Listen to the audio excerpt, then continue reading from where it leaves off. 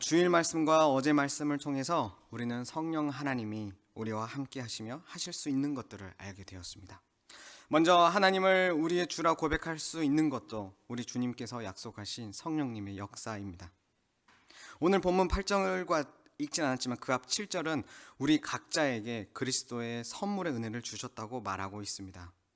이 땅에 사는 우리가 승천하신 예수 그리스도와 하나 될 수 있는 것은 성령 하나님께서 오심으로 가능한 것입니다. 성령 하나님께서 오심으로 우리는 하나님과 연합할 뿐 아니라 교회로 하나가 됩니다. 교회라는 단어가 9번이나 나오는 에베소서의 오늘 본문 통해서 오늘 한 가지를 나누려고 합니다. 그것은 하나님께서 우리를 한 성령 안에서 다양한 직분과 은사로 서로 섬기도록 부르셨다는 것입니다. 성령님께서 오심으로 우리 교회는 그리스도의 몸으로서 생명을 얻습니다. 만물을 충만하게 하시는 그리스도의 통치가 교회에서도 나타납니다. 교회는 이 땅에서 그리스도께서 하셨던 사역을 계속해 나가는 그의 몸이 되는 것입니다. 이때 이 새 생명 얻은 이 살아있는 몸, 교회는 하나님께서 지금 여기 모인 우리 한 사람 한 사람을 부르셔서 일어난 놀라운 일입니다. 여러분 잊지 마십시오. 우리는 우연하게 이 자리에 지금 모여 있는 것이 아니라는 것입니다. 하나님께서 여러분 한 사람 한 사람을 지금 이 자리에 부르셨다는 것입니다.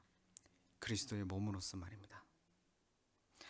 그래서 우리는 가끔 형제자매라는 표현을 쓰지 않고 이런 표현 가끔 쓰잖아요. 지체라는 말 들어보셨습니까? 나의 지체라는 말을 씁니다. 맞습니다. 나의 지체, 우리의 한 몸을 이루는 소중한 사람이라는 의미입니다. 그대는 나의 지체, 이런 말을 쓸 수 있는 것이죠. 왜냐하면 우리는 그리스도의 생명으로 연결되었기 때문입니다. 11절에서 12절 말씀입니다. 그가 어떤 사람은 사도로, 어떤 사람은 선지자로, 어떤 사람은 복음 전하는 자로, 어떤 사람은 목사와 교사로 삼으셨으니 이는 성도를 온전하게 하여 봉사의 일을 하게 하며 그리스도의 몸을 세우려 하심이라. 우리 안에는, 우리 몸 안에는 여러 지체들은 이런 다양한 모습으로 있습니다. 하나님께서 주신 다양한 은사와 함께 봉사의 일을 하는 사역자들을 하나님께서 세우신 것입니다. 우리 그리스도의 몸을 위해 섬기는 일, 봉사를 사역이라고 부를 수 있는 이유가 여기에 있습니다. 그리스도의 몸은 그리스도의 사역을 이 땅에서 계속해 나가는 일을 하기 때문입니다. 이 그리스도의 사역을 위해 우리에게 하나님은 직분과 은사를 주셨습니다. 주일 본문이 위치한 고린도전서 12장 28절에는 직분과 은사를 말씀하고 있습니다. 제가 대신 읽어드리겠습니다. 하나님이 교회 중에 며칠을 세우셨으니 첫째는 사도요, 둘째는 선지자요, 셋째는 교사요, 그 다음은 능력을 행하는 자요, 그 다음은 병 고치는 은사와 서로 돕는 것과 다스리는 것과 각종 방언을 말하는 것이라. 이 직분과 은사를 가진 사람은 모두 그리스도의 한 몸인 교회로 서기 위해 주신 하나님의 선물입니다. 제가 말을 너무 길게 썼네요. 직분과 은사를 우리가 받았다면 그 모든 사람을 받게 되어 있거든요. 예수님께서 약속하신 것이라서요. 그래서 이 그리스도인 나 한 사람 한 사람은 교회가 교회로 서기 위해서 하나님이 서로에게 선물로 주었다는 이야기입니다. 우리 교회에도 다양한 사역부가 있습니다. 사역이란 말이 나와서 운영지원 사역부, 예배와 기도 사역부, 하나님 나라 사역부, 공동체 사역부, 양육 사역부가 있습니다. 우리 몸인 교회 안으로 그리고 우리 몸인 교회가 밖으로 섬기는 사역이 이 사역부가 감당하는 일입니다. 그리스도께서 이 땅에서 하신 일들이죠. 이 사역부에는 우리 하나님이 세우신 부장님과 팀장님 그리고 부서원 그리고 교역자들이 있습니다. 이렇게 하나님께서 직분과 은사를 주시면서 이렇게 우리 조직이란 말을 쓰죠. 이렇게 우리를 세우신 이유는, 사역부를 세우신 이유는 12절 말씀처럼 우리 모든 성도들이 온전하여지고 교회로 서로를 세워가게 하려 함이라는 것입니다. 13절은 이렇게 표현합니다. 우리가 다 하나님의 아들을 믿는 것과 아는 일에 하나가 되어 온전한 사람을 이루어 그리스도의 장성한 분량이 충만한 데까지 이르리니. 아멘. 이 말씀은 무슨 뜻입니까? 우리가 자라난다는 것입니다. 봉사하는 자가 자라는 것은 교회가 자라나는 것입니다. 덩치가 커지고 사람 수가 많아져서 교회가 자라나고 성장했다는 말이 아니라 봉사하는 자가, 섬기는 자가 그리스도를 더 닮아가고 섬기어 갈 수 있는 그 일이 바로 교회가 자라난다라고 얘기하는 것입니다. 하나님께서 창조하신 이 땅의 생명은 자라거나 죽습니다. 우리도 그렇지 않습니까? 몇 살까지 우리가 자란다고 하죠? 남자는 군대 다녀와서까지도 자란다는 얘기를 하고, 여성은 더 빨리 자라서 하지만 더 오래 산다는 그런 얘기도 있는데, 우리 몸은요 어느 정도 성장을 하면 어느 순간부터는 세포가 새로 만들어지는 숫자보다 죽어가는 세포가 많아집니다. 그렇죠? 우리 인간만 그렇겠습니까? 모든 우리 이 세상에 자연 만물이 하나님 만드신 것들이 다 그렇습니다. 자라는 것을 마치면 생명을 잃어가는 죽음으로 향하게 됩니다. 그러나 교회는 그리스도께서 다시 오실 때까지 그리스도를 향해서 계속해서 성장합니다. 어떻게 이것이 가능하죠? 우리가 서로를 위해 섬김으로 우리의 생명을 유지하고 서로를 그리스도의 몸으로 세우는 것이 계속되기에 가능한 것입니다. 이 섬김과 세워가는 일은 14절에 사람의 속임수와 간사한 유혹에 빠지지 않고 15절 말씀, 오직 사랑 안에서 참된 것을 하여 가능합니다. 낯익은 말씀 아닙니까? 지난달 하나님께서 우리 교회에게 주신 메시지입니다. 사랑 안에서 진리를 행하는 것입니다. 사랑 안에서 성령께서 주신 믿음과 능력으로 말씀에 순종하는 삶을 사는 것입니다. 그때야 우리는 몸된 교회의 머리인 그리스도를 우리 몸의 머리다라고 나타낼 수 있는 것이죠. 사랑으로 그리스도가 드러나는 것은 우리의 섬김으로 나타나야 합니다. 그리스도께서 우리를 사랑하셔서 섬기셨던 말입니다. 우리는 이를 위해서 그리고 서로를 위해서 부름받았다는 사실을 잊지 마십시오. 12절 이 봉사를 영어로는 서비스라고 씁니다. 우리의 모든 봉사는 서비스하면 너무 일단 낮게 생각되는 서비스업 이런 게 생각날까 봐 그랬는데, 그런 서비스라고 쓰는데 우리의 모든 봉사는 예수 그리스도께서 이 땅에서 보이신 것처럼 하나님의 영광을 위한 봉사이기 때문입니다. 이 땅에서 다른 이를 사랑함으로 섬기는 것으로 나타나는 이 섬김, 이 서비스는 우리 삶의 예배라는 것입니다. 삶의 예배입니다. 삶의 예배.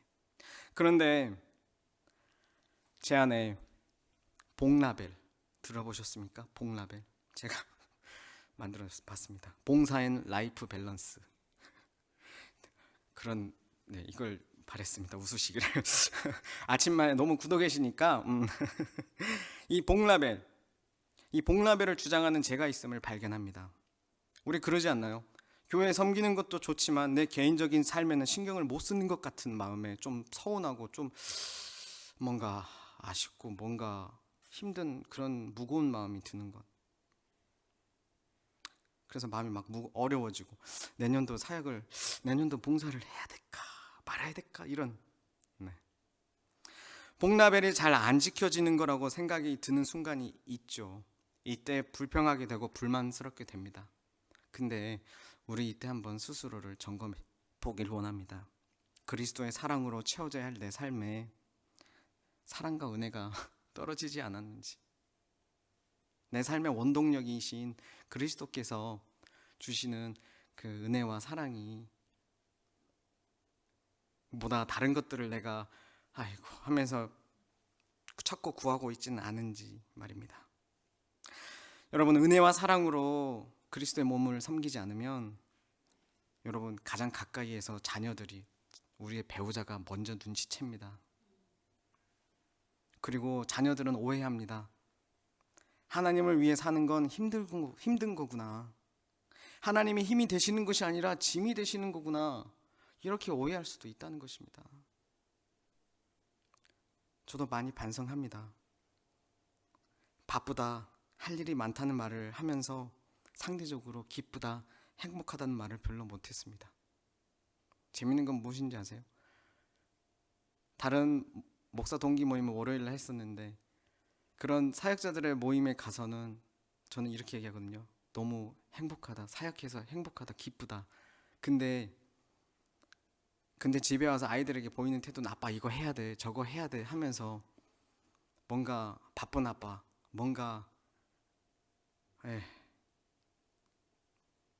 뭔가 힘들어하는 아빠의 모습을 보이기도 합니다. 되게 이중적인 거죠.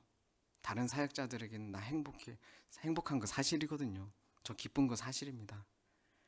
근데 가족에게 가서는 또 한편으로는 가족만큼은 제가 덜 섬기려는 마음이 있는 것 같아요. 가족만큼은 내 마음대로 좀 해주면 좋겠고, 내 통제를 잘 따라주면 좋겠고, 내가 덜 섬기면 좋겠다는 그 이기적인 마음이 있어서 그런지도 모르겠습니다. 마치랍니다. 승천하신 그리스도께서 우리에게 성령을 주심으로 우리를 교회로 모이게 하셨습니다. 우리의 모임은 서로를 섬기기 위함이고 그리스도의 사역을 계속하기 위함입니다. 그러나 이 하나님은 우리를 일시키기 위해서 부르신 게 아니라 그 사랑과 은혜 안에 우리가 머물며 그 사랑과 은혜에 반응해서 함께 하시기 위해서 우리를 부르신 것입니다.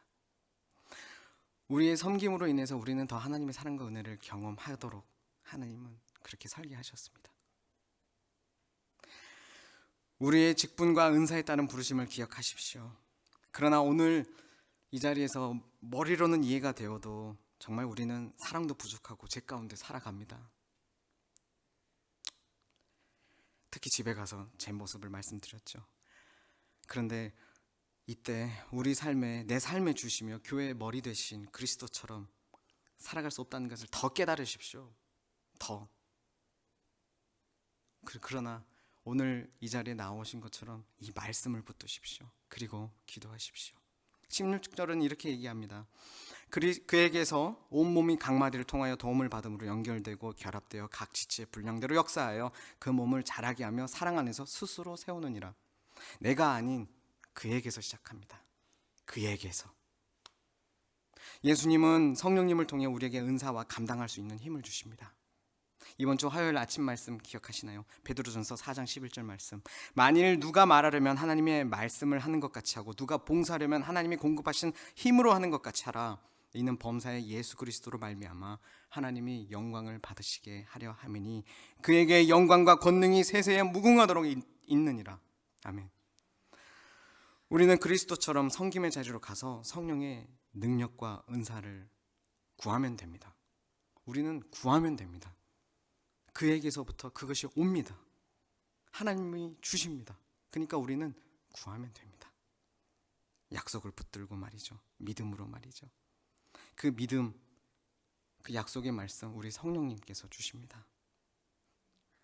우리가 구할 때, 오늘 말씀의 믿음으로 순종하여 구할 때 성령님께서 우리의 힘이 되어 주실 것입니다. 우리가 아닌 하나님께서 세워가실 것입니다. 성령 하나님을 주신 그리스도로 말미암아 하나님은 영광을 받으실 것입니다. 기도하시겠습니다.